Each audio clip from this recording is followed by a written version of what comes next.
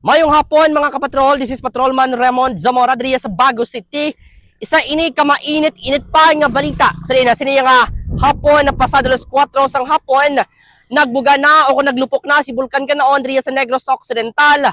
Kag pila ka mga barangay karon ang napektuhan na sang asopre nga dala ni Bulkan Kanon. Ining eksklusibo nga balita nga amon gintutukan. Naglupok na naman ang Bulkan Kanaon sa probinsya sa Negros Occidental pasado alas 4 sining nga hapon, Pebrero 19, 2026. Suno sa PVOX, isa ini ka explosive eruption sang Bulkan Kanaon. Gilayon naman nga nagpadulong ang news team sa Barangay Migilom, Barangay Ilian sa siyudad sang Bago. Naabta nato ng mga residente nga nagapanglimpyo sang dalan na bangod sa Yabok o kung asopre sang bulkan. Nagdugay ang pagbuga sa Bulkan Kanaon sang kapinduha ka minuto. Sunod naman sa PVOX, yara sa 2,000 meters ang kataason sang asopre. Sa karon ang Bulkan Kanaon nagapabilin sa Alert Level 2.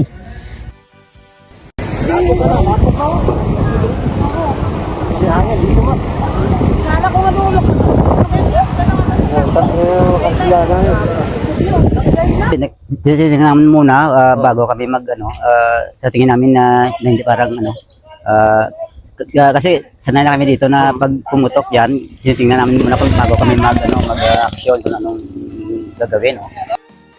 Ina ang balita diri gikan sa siyudad sang Bago. Ako si Patrolman Raymond para sa Bayan Media Network.